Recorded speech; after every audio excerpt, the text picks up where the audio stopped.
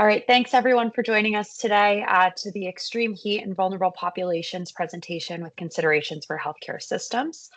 Next slide.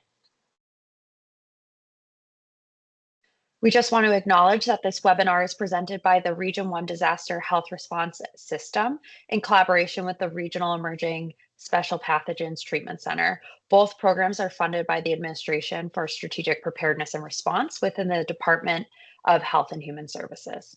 Next slide, please. These are our disclosures. So the content provided in this webinar is presented by the individual speakers only and does not represent or reflect the official policy or position of any portion of the United States government. The content is not meant to be a substitute for medical professional advice, diagnosis, or treatment.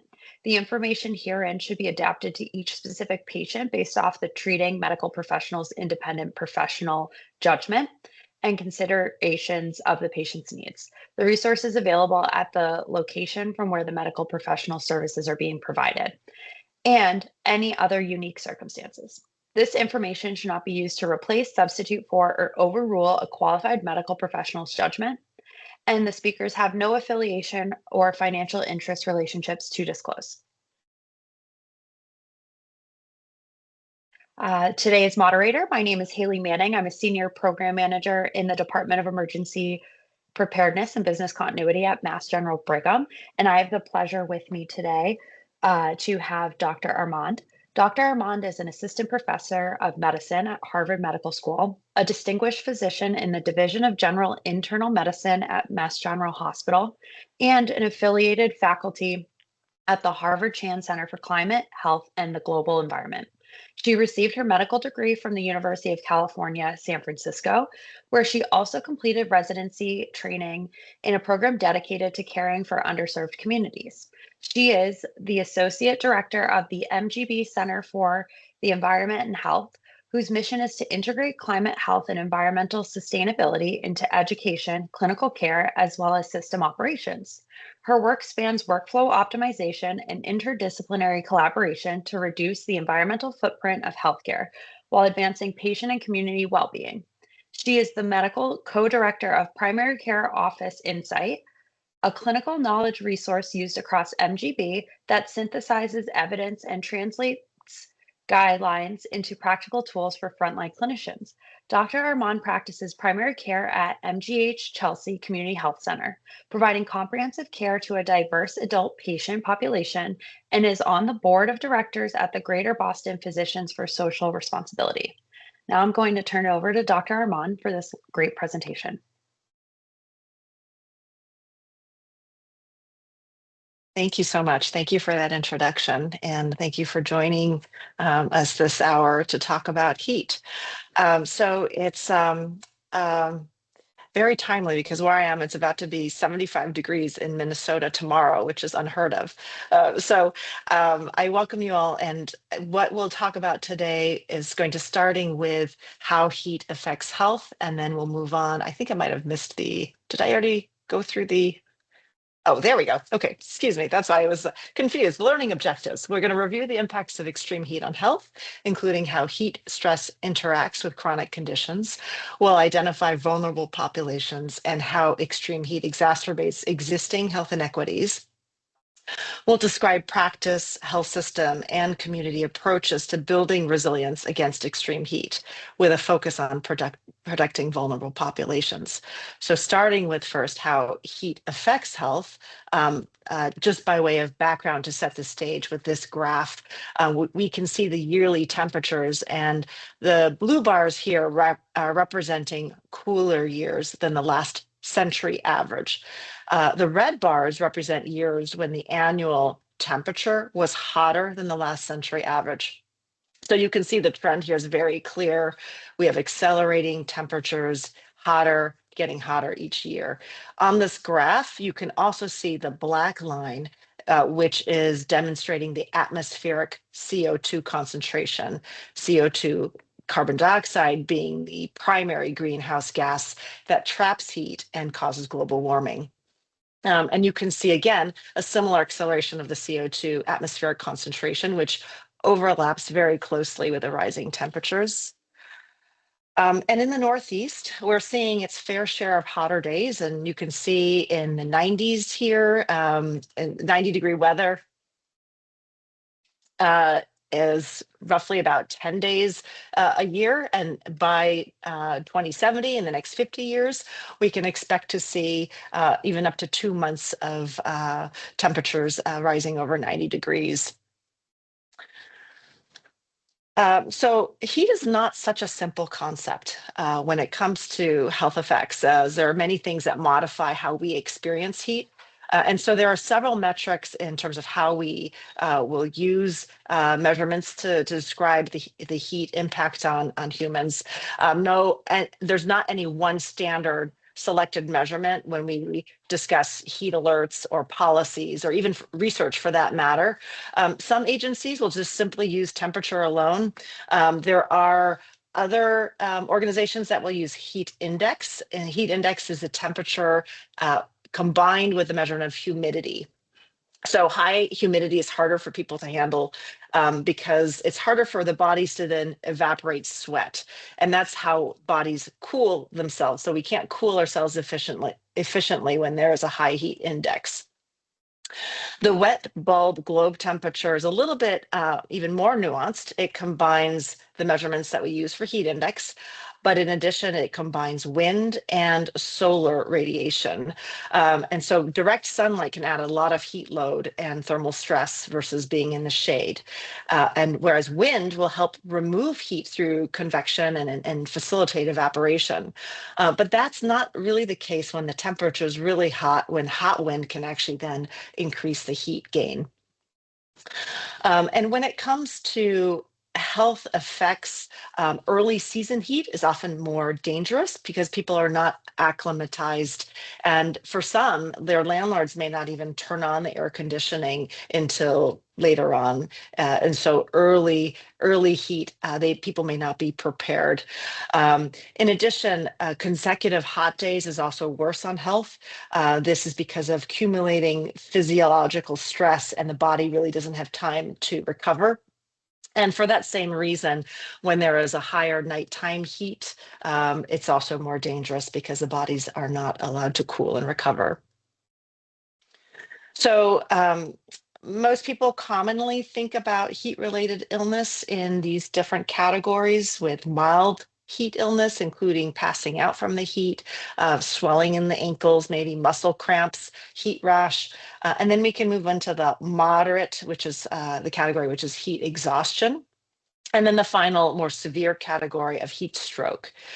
So heat stroke is categorized by very high core temperatures. The body can reach 104 degrees Fahrenheit, and people have central nervous dysfunction, meaning altered mental status, and it can be fatal. And data shows that we have substantially higher emergency department visits and deaths during extreme heat from these heat-related illnesses. And typically when there's higher heat, EDs will see visits increase by 2 to 10%, depending on the region and the severity of the heat and also the population's vulnerability. But, heat-related illness goes beyond these categories, and they're actually associated with a lot of disease exacerbations and poor health outcomes that can affect across organ systems. And so the degree of the association of heat to these illnesses and the relative contribution of heat to poor outcomes will vary across these examples. But just to give you an idea of flavor, when we're talking about the central nervous system, heat is associated with increased risk of ischemic stroke. It can worsen the symptoms of multiple sclerosis. We see a number of worsening mental health exacerbations, mental health outcomes.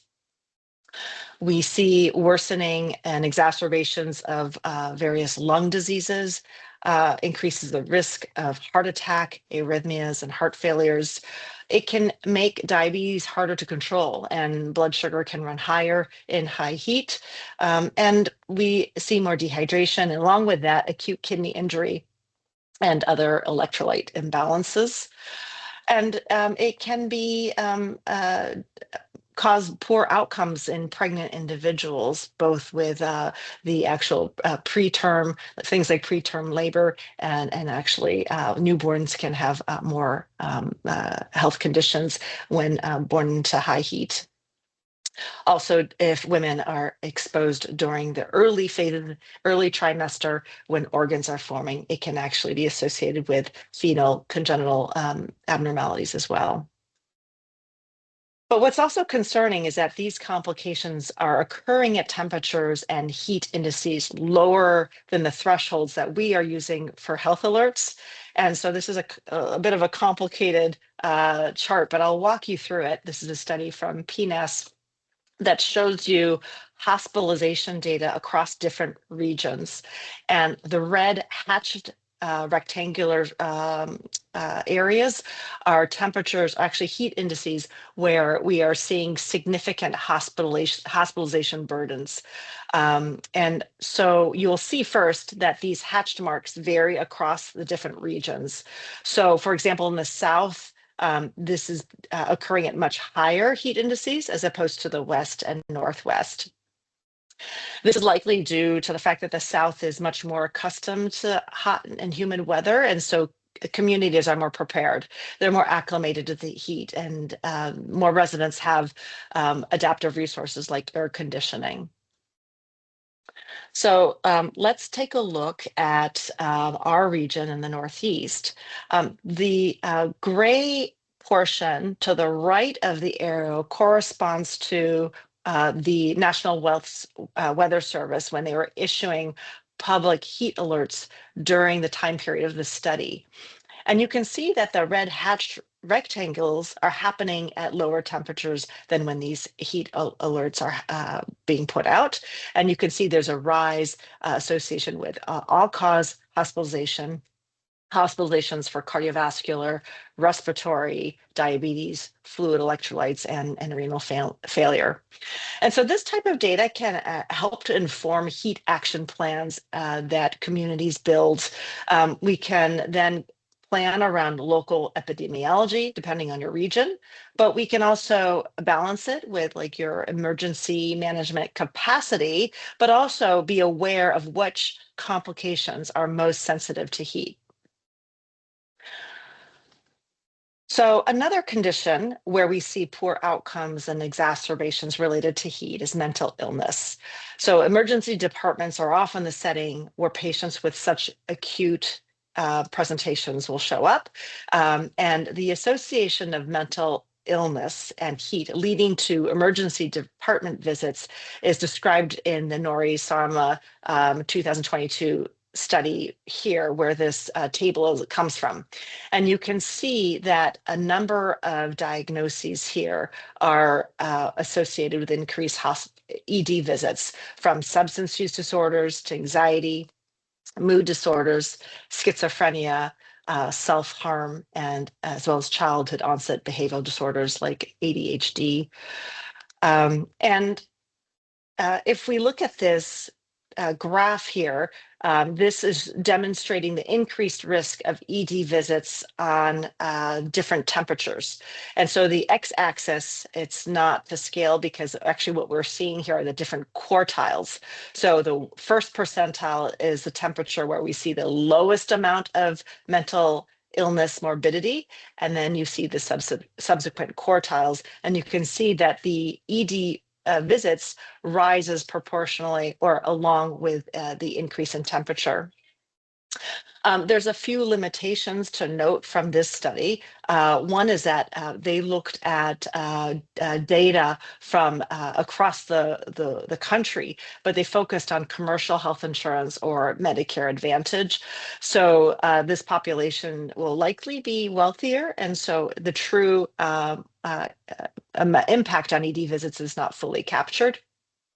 The other thing I'd like to just let you know is that these, in this study, what was noted is that the ED visits were happening on the same day of the heat temperatures. There was not a significant increase in the lag days, unlike other diseases. So what I mean is oftentimes you can see, lung cardiac exacerbations 2-3 days after the temperature, extreme temperature, whereas for mental illness is really happening on day 0, the day of the high heat.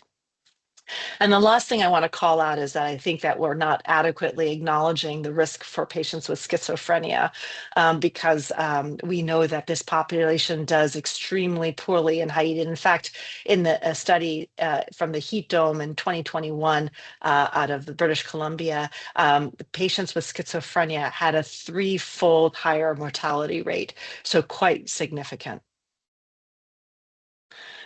So in addition to extreme heat increasing the risk of hospitalizations, the risk of ED visits, we also know that it can increase mortality. But the true contribution of heat to mortality is not very easy to capture. And so we often are looking at data from insurance claims or death certificates, which may read heart attack or kidney failure, but it may not say heat related. So this study here is one from 2025 that looked at death records from across the US, 54 million death records, including many counties across the contiguous US over 2 decades. And they looked at what the association of these with case control, the association with temperature, and they noticed that both low and high temperatures were associated with increased risk of death, and up to even a lag of 6 days. And with this case crossover study, they estimated that the excess annual deaths with higher temperatures was about 3,400 each year. And what was even more striking is that when they looked at the data from the last 10 years and compared it to the first 10 years of the 20-year study, that had increased by over 50%. So an acceleration of heat, of deaths on hot days. And what makes patients more sensitive to heat? There are a number of comorbid conditions that will contribute to an individual's sensitivity to heat and make them more vulnerable to poor health outcomes, ED visits, hospitalizations, and death. Chronic kidney disease is one of the most one of the conditions that make people most vulnerable. And in addition, asthma, as we mentioned, COPD, cardiovascular disease, diabetes, neurological diseases, including neurodegenerative disorders, things like Alzheimer's, Parkinson's, mental health disorders, alcohol use. And while age and pregnancy, I wouldn't call them comorbid conditions, but they are situations where patients may be more at risk. So this mimics very much the data that we showed you earlier in what patients are presenting with. In addition to the patient's own health conditions, there are a number of medications that we prescribe or they buy over the counter that can also increase their risk in heat.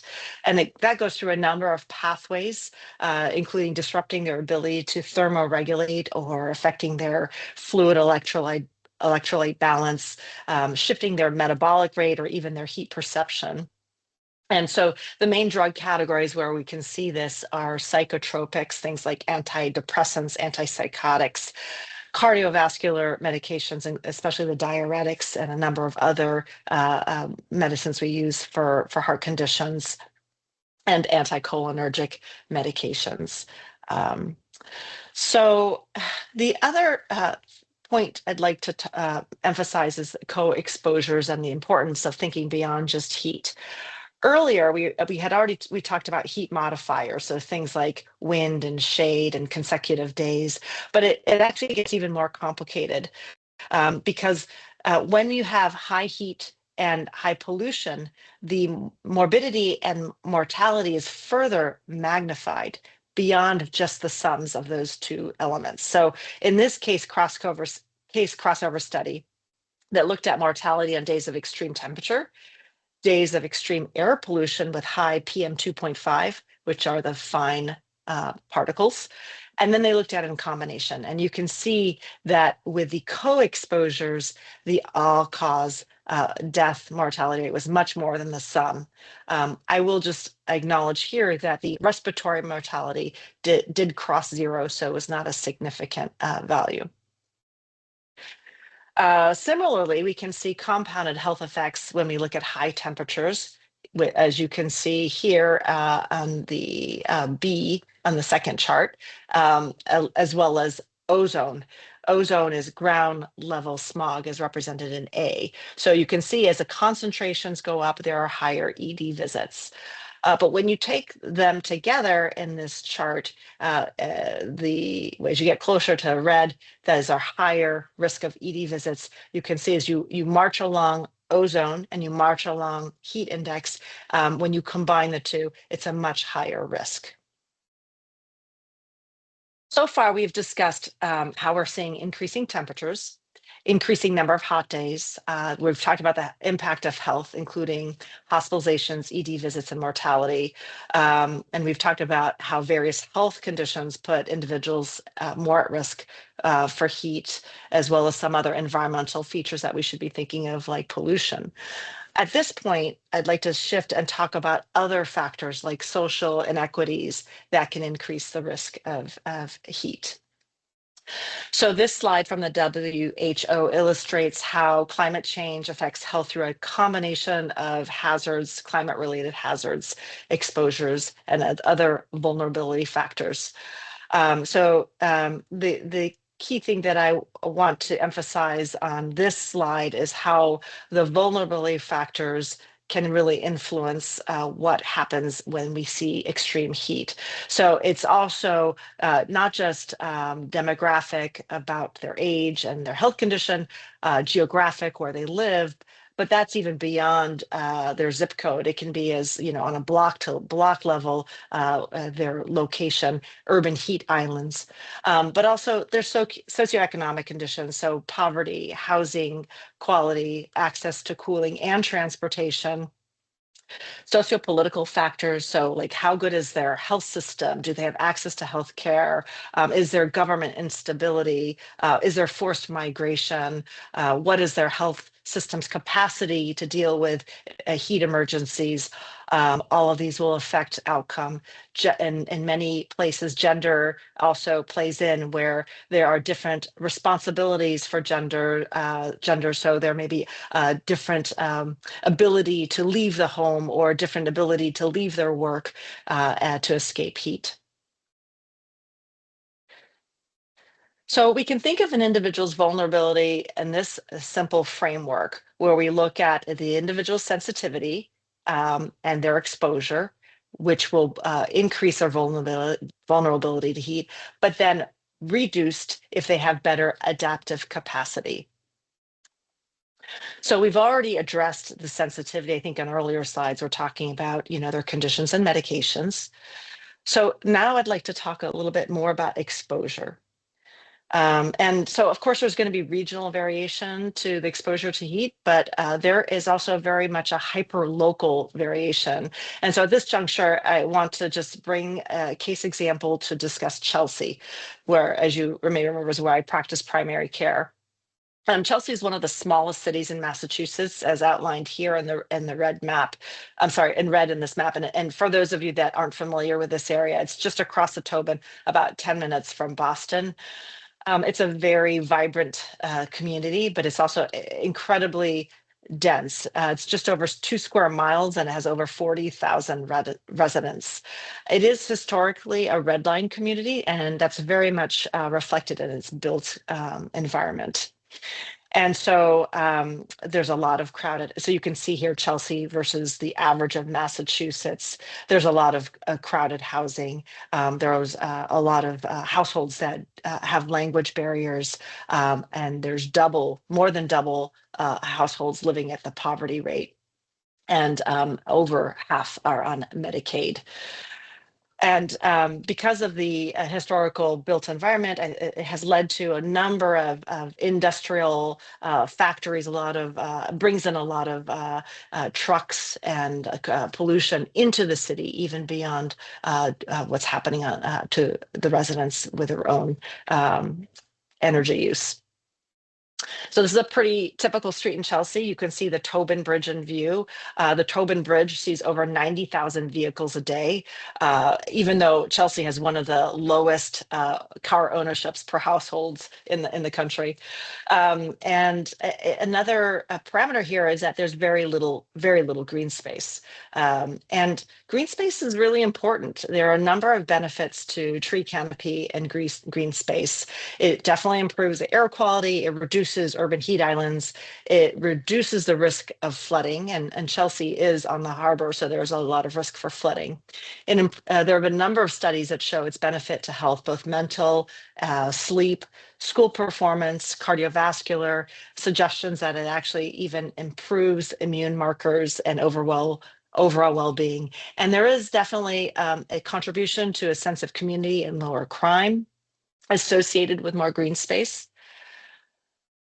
And so as Chelsea doesn't have that, we have a lot of urban heat islands. And you can see this is a slice in time. This is 6 a.m. on an August summer. And during this heat wave, you can see that in Chelsea, there are some blocks or areas that are reaching 96 degrees, and just maybe 10 minutes away, there are communities that are 7 to 8 degrees cooler. And so here we can see the age-adjusted ED visit rate per 100,000 residents for Chelsea for a number of conditions as compared to the state average. So here I pulled out mental health, substance use, diabetes, adult asthma. These are all conditions that we just discussed, how they are heat sensitive. And so while there are many reasons for these disparities, I think, between why we are seeing worsening outcomes, more ED visits for Chelsea residents for these conditions, I think we can trust that temperatures, the high temperatures that we see, is a contributing factor, the urban heat islands, for these conditions. Okay, so now we've discussed heat impact on health, conditions that make individuals more vulnerable, some of the social inequities reflected in the built environment. Now I'd like to talk about how we can build resilience to heat and help to protect those most vulnerable. And without getting into climate policy, I'd like to focus on 3 aspects. So the first is the importance of improving how we identify who's vulnerable. The second is how we can think about providing education about heat, as well as adaptive resources. And finally, give some examples of approaches and collaborations between community health systems and public health departments to address heat vulnerability. So to be able to intervene, we need to start with the first thing, which is knowing who is vulnerable. And knowing who is vulnerable can help then design heat action plans. So there are a number of stakeholders who have the ability to access this information. And certainly as clinicians, we can know who our patients are that are vulnerable, and as well as clinical practices. We certainly have access to this data as health systems through the electronic record, as well as payers, because insurers will have access to some of this data. The Department of Public Health has also different data sets, and communities. Communities know which one of their neighbors probably are more vulnerable. And at some level, there's a lot of flow information between all of these stakeholders. And as you can imagine, between clinician, clinical practice, and health system, there's a very robust flow of information. Much of the information about sensitivity is extractable from the EMR, problem list, medications, age. But the details that shape exposure and whether patients have adaptive capacity is very much not in that database. So as clinicians and clinical practice, we are in a position to try to obtain this information. So we certainly can be educating our clinicians about asking these questions and then integrating them into the environmental history and documenting it. Or we can find a system within our clinical practices to do this. And documenting this, even if there isn't a set field for this, now with our AI tools, these are becoming much easier to extract. So the kind of information we can ask about is their living arrangement, because even within a block, those that live in the 10th floor of a cement building will have much more heat exposure than somebody living on a ground floor. Obviously, if they have access to air conditioning, it's very important. Or if they don't, can they get out to go someplace? Do they have transportation? Or do they live alone where they don't have assistance to get out? Or do they have dependents? Are they caregivers where they can't leave the home and limits their mobility? All of this will be important in extreme weather. In addition to the home, I think it's important to capture the work environment. So the occupational history will allow us to understand whether they are being exposed to many different environmental components, including heat. So firefighters, athletes, military, construction, agricultural workers are all going to be more exposed. But there are a number of occupations in the indoor that can put them at risk, including, again, construction as well as kitchen workers. So this is a level of granularity that's very, I think, hard to achieve in a short visit. And I think if we had to boil it down, we can probably effectively capture a lot with these two questions, which is, do you have a way to stay cool on hot days and warm on cold days? And what is your current work? And you can imagine that this could be integrated then into a health systems process and data fields and extracted from the EMR. And lastly, clinicians have a very critical role in terms of documenting and coding, because the coding is used in billing, but it's also how we can collect data for studies to understand the true impact of heat. And that will drive public health and policymakers to better make strategies as well as allocate resources. But teasing out complications secondary to heat are extremely difficult. And it's really, I think, the treating physician or treating clinician who is going to be most familiar. They're familiar with the patient's background, but also the current clinical setting. So I think it's really important to be talking to our clinicians about making this determination and then capturing it with their diagnostic codes. And we might even consider EMR prompts in certain situations, perhaps at certain temperature thresholds, EMR prompts to ask if this could be a heat-related condition. And so right now there are a number of ICD-10 codes, and as time goes on, if more people are using this, you can imagine that this could be further improved. And so there are a number of platforms like also the CDC Heat and Health Tracker that uses data to capture heat-related ED visits real time, and they are also using these ICD-10 codes as well as other types of text triggers. So it's important to keep this in our clinical documentation. For some of you on this call, it may be more helpful to think about identifying heat vulnerability less on an individual level, the patients in front of you, but more on a neighborhood level, or maybe even for you on a regional level. This is the homepage for the US Climate Vulnerability Index, which was released in 2023. And it's a collaboration between the Environmental Defense Fund and Texas A&M. And it's a pretty cool tool. It's pretty impressive. They've created this climate vulnerability index along census tracts, so much more refined than zip codes. And you can, there's a number of ways you can use this tool, I think. It can definitely help get a better sense of which communities are more vulnerable, which can then help support, again, policies and interventions. So the way they came up with this CVI, or Climate Vulnerability Index, they pulled in 184 data sets, and they ranked over 70,000 census tracts. And so they've divided these CVI components into the baseline vulnerabilities on the left, and then they also have the climate vulnerabilities that you can see on the right. Excuse me. And so these domains were further made even more granular with 37 subdomains. I won't go through all of them, but I'll just pause here briefly. You can see how granular some of these this information is. And so these data sets come from a number of places, from NOAA, NASA, EPA, CDC, FEMA, but also other environmental justice type of data sets. And so you can click on region, state, or census tract. Here is a screenshot of the Northeast, the EPA Region 1.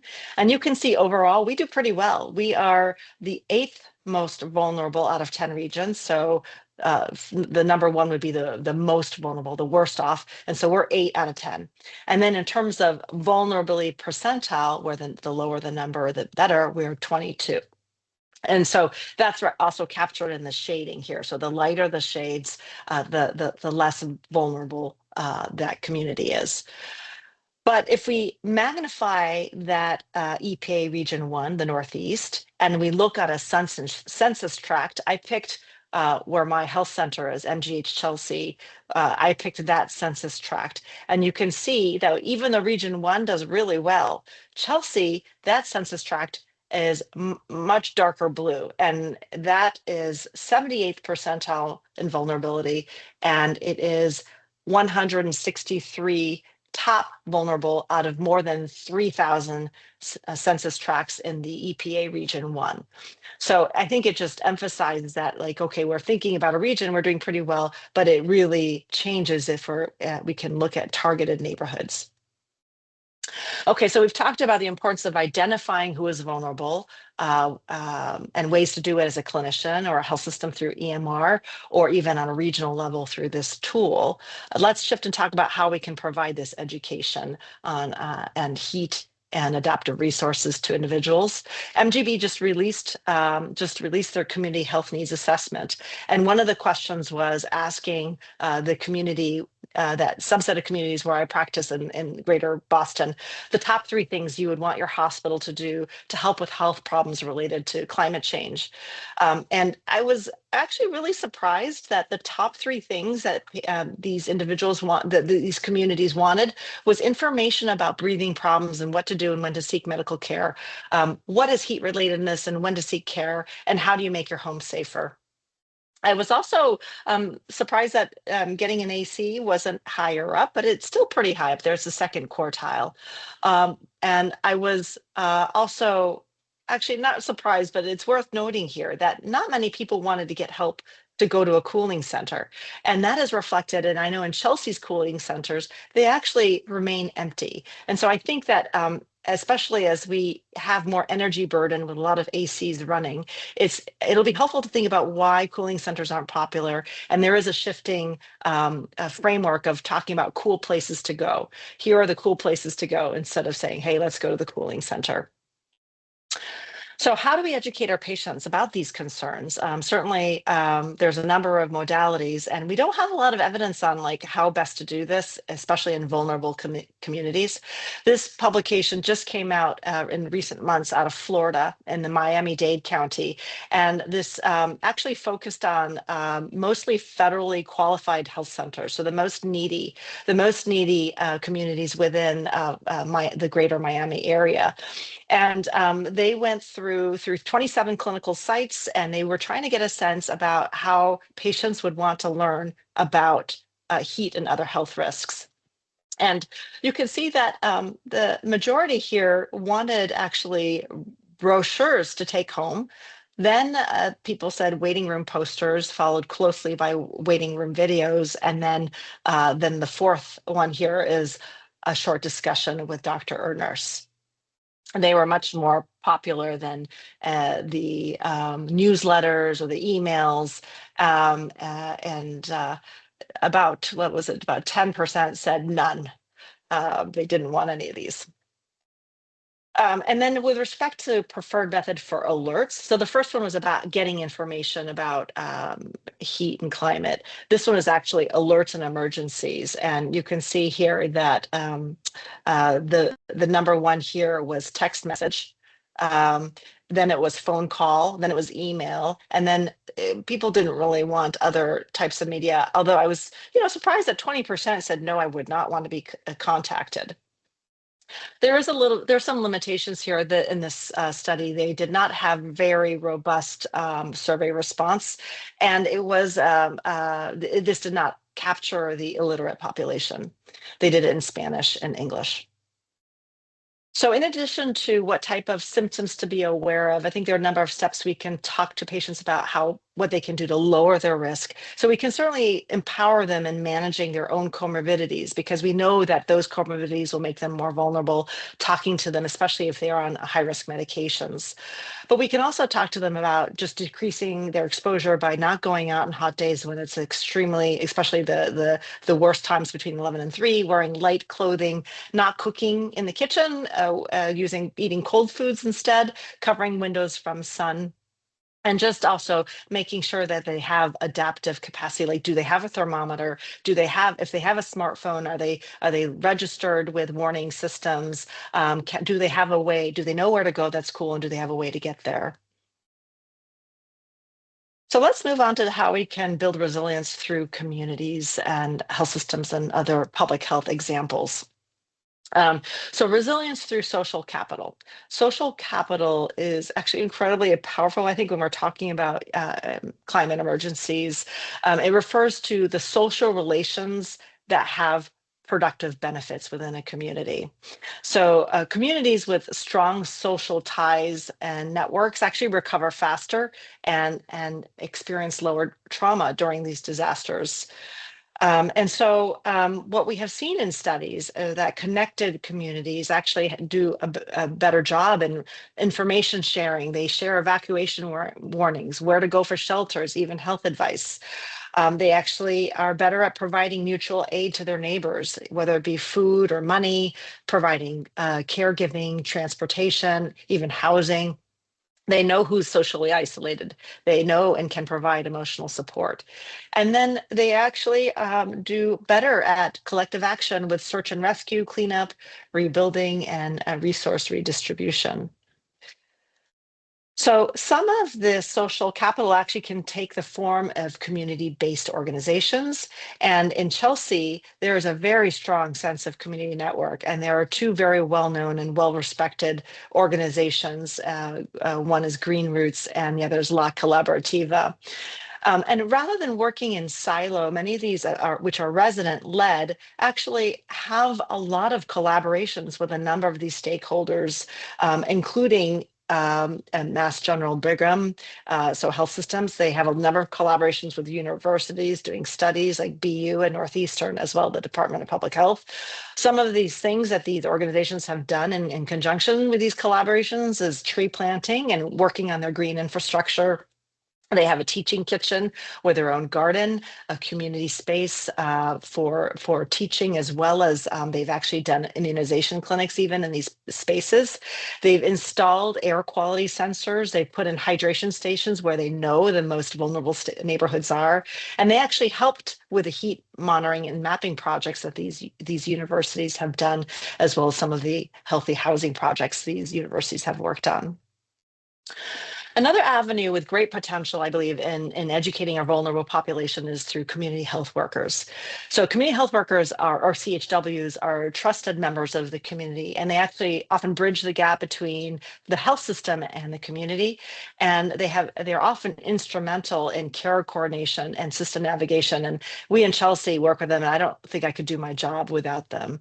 The training varies and state to state in terms of what needs to be done. And some of the information that they can do in culturally appropriate ways is, besides just education, helping them connect to services. They actually can promote screenings and vaccinations and support chronic disease management, and even follow up and help the care team with following up. So there have been a number of studies that have shown that systems that use community health workers can help patients by reducing barriers to care, improving health outcomes, and have proven cost effectiveness. So another organization and NGO is AmeriCares, and they've done a substantial amount of work in education on climate hazards. They have a toolkit that is broken down for clinicians, as well as administrations and systems and patients, and in bilingual format. And clinics can actually sign up for these heat alerts that align with their own personal zip code. And during times of high heat, before it happens, they will then, in conjunction with Climate Central, AmeriCare that has this program, they'll send you alert as well as with the toolkit that you can then also forward to your patients. They have done a number of work recently, including collaborating with community health centers, giving them grants to provide cooling equipment and other safety supplies, and are trying to use and assess how community health workers and medical assistants can help implement the use of these toolkits, and they're in the midst of evaluating the impact of these interventions. And so lastly, I like to give you another example of a health system using data-driven tools to identify the vulnerable populations and then subsequently reaching out to them with resources. And so IBM and MGB, Mass General Brigham, have this partnership with this AI-enabled tool led on our side with Dr. Paul Benninger and team.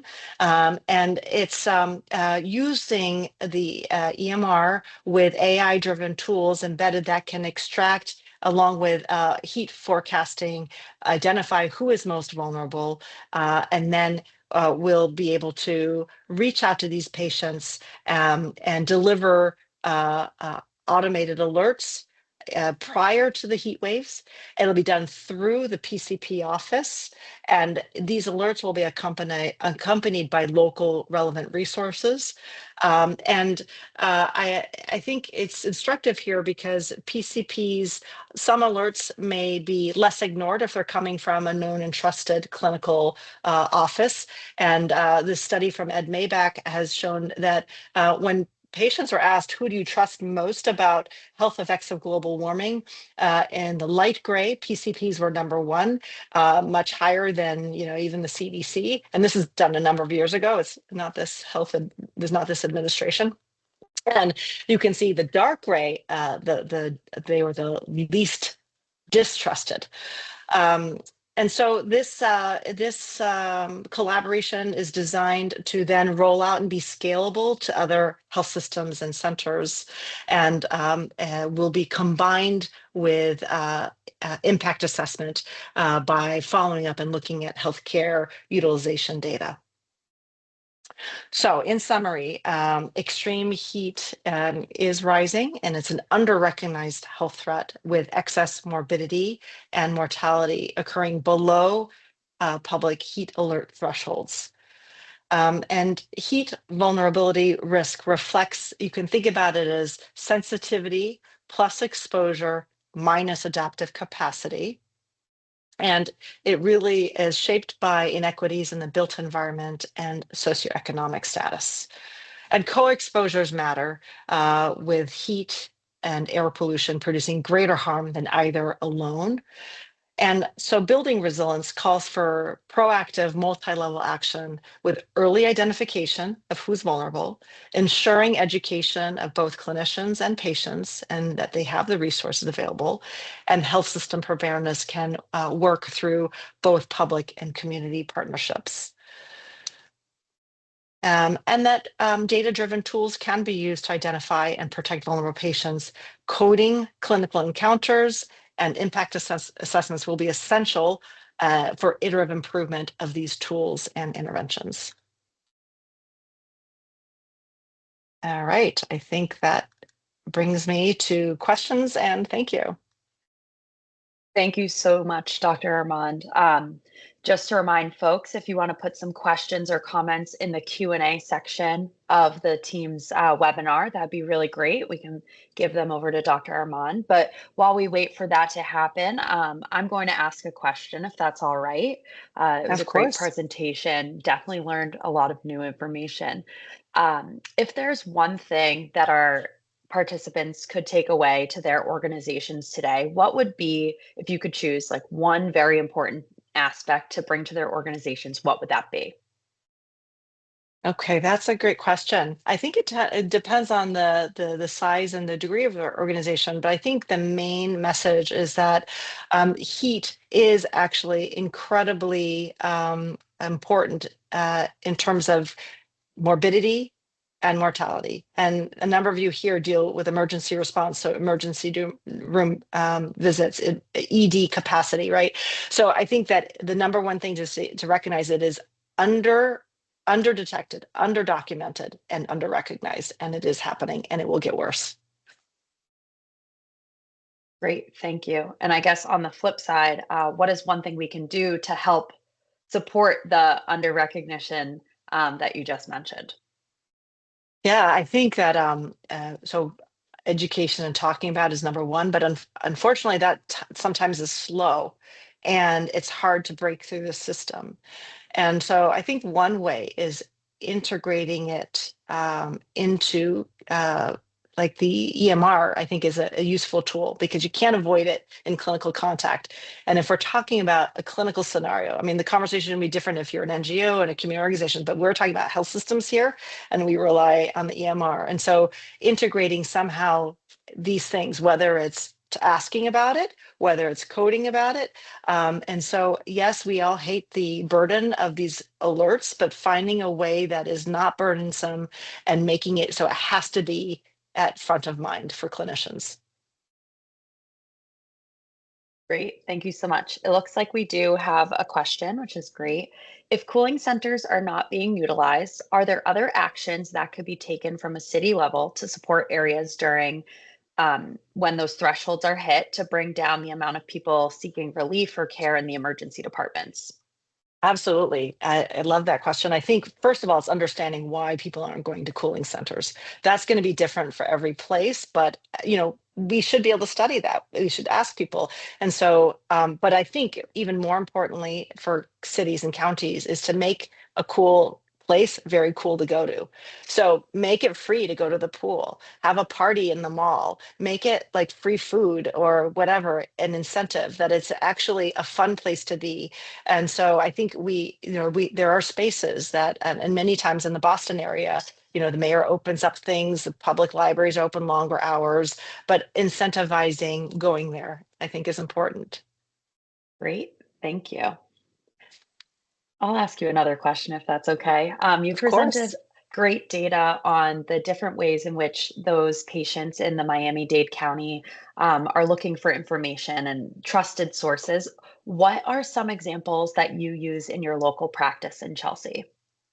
Yeah, thank you for asking that. I'd like to say I think it's really important to underscore that we need to be talking to patients about this, especially those that are speaking other languages and have low literacy, because even that study was based on literacy level, and we know that the patients who are most vulnerable they don't have access to the smartphone and they don't have access to language and maybe reading materials. So I think we somehow should, even if it's even 10 seconds, building it into the conversation.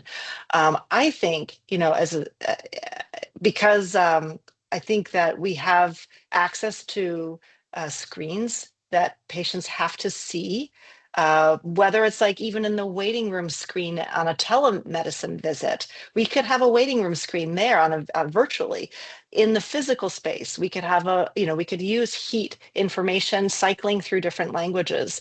Yes, patients wanted the brochure to take home, but realistically, I mean, that's paper. The percentage drop between like the waiting room poster was not that much different.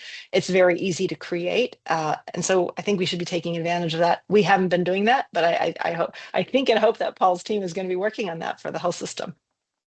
Awesome, thank you. We looks like we have another question in the chat.